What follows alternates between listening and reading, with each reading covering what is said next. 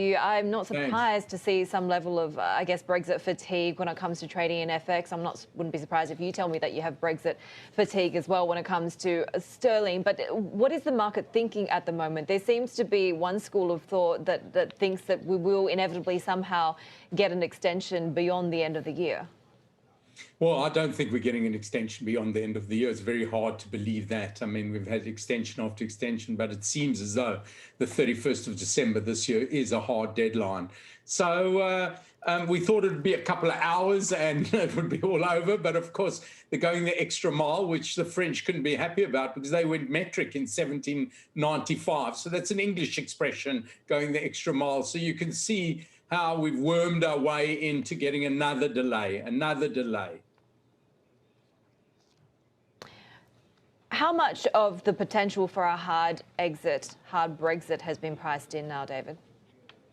Well, I mean, you've seen sterling jump up this morning. You were talking earlier to a reporter who's, what's exciting. And, it means that the sex and violence is back in sterling. I mean, it's very interesting for the day traders going up and down, moving a lot. But I don't think it's fully priced in. I don't even think a deal is fully priced in. I mean, a deal, the tomes, the literature behind it, what's in it. Nobody even cares what's in it anymore. We just want a deal. And the other thing Boris likes talking about is otherwise we have, we'll do the Australian deal, which is great for your audience to know that if we do the Australian deal, it means it's code for no deal because Australia doesn't have a deal with the EU. But Boris likes to talk about the Australian deal rather than saying no deal. With all of this uncertainty, how much is that weighing on the euro and how much would it be good for it to weigh on the euro? I mean, we're headed for the best year since 2017. How much longer will policymakers sort of stay quiet on this one? Yeah, I mean, that's a very good question. And that's why it's best to look at sterling against the dollar, because obviously a hard Brexit, I think, is worse for the UK. That's about 65 million people rather than the 400 million people in Europe. So even if you just took a population at a 5-to-1 basis, if it's bad for sterling, it should also be bad for the euro. And that's why if you're playing Brexit in the currency markets, obviously the best place to play it against is against the dollar, because that stands aside. If we're playing Brexit in Asian currencies, where do you go? Well, you were waxing lyrical about the renminbi earlier and the yield advantage. So that looks pretty good. And obviously, if the renminbi starts to appreciate, you start getting things like the Korean won appreciating, because I don't think it'll have a revaluation of the renminbi on its own. If the renminbi is going to get stronger, and I think for a while it will, then it'll take the big boys with it, like the Korean won. So that's a good play against sterling. But as I've said, don't wait for Christmas to shed all those excess pounds. Shed those pounds now, because this is not going to go well. David, how much stronger does the yuan get? Because you've got Citigroup calling for a 10% appreciation to 6 to the dollar by next year. Do you see it getting to that point? And is that a level that authorities would be comfortable with?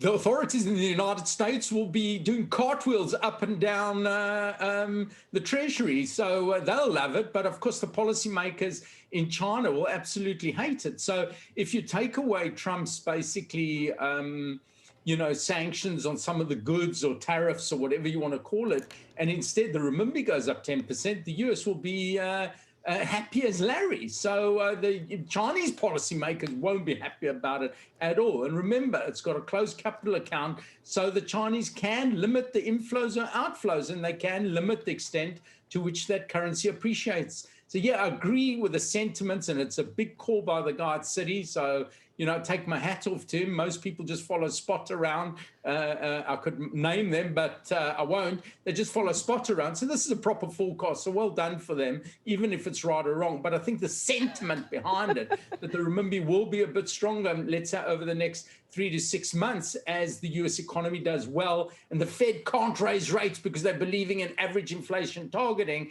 that'll put the dollar under a little bit of pressure against some of the more powerful emerging market type currencies, of which Korea and China are two of them.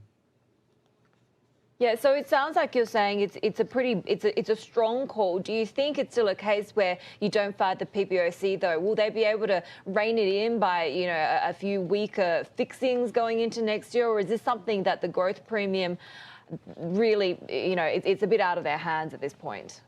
Well, it's not out of the hands. This isn't an open, as I said, this is not a free-floating currency. Let's face it, this is not euro-dollar where the policymakers can tinker around the edges. This is the renminbi with closed capital accounts. I mean, this currency is, as you know, smaller than the Australian dollar, yet I think the Chinese economy is quite large. So as a proportion of the size of the economy and markets, its currency is pretty tiny. So of course they can rein it in. Of course they can control it because this is a controlled currency.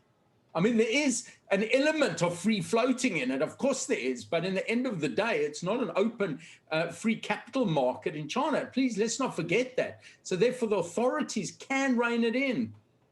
Do they want to, though? I mean, they really didn't touch it for a while, especially when we had those trade negotiations going on, right? And now that we have an incoming Biden administration, what are your thoughts about how they're going to rein in the yuan or not?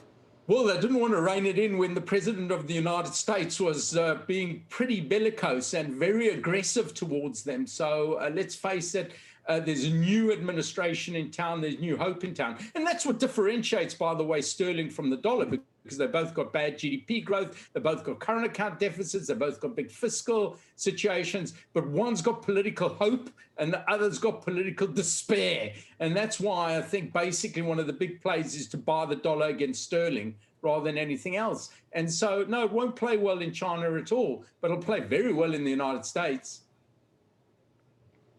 Given that we're headed into the holiday season, you talked about shedding pounds. What about the dollar? Because we always see some dollar funding squeeze. Where will we see that being affected in Asia?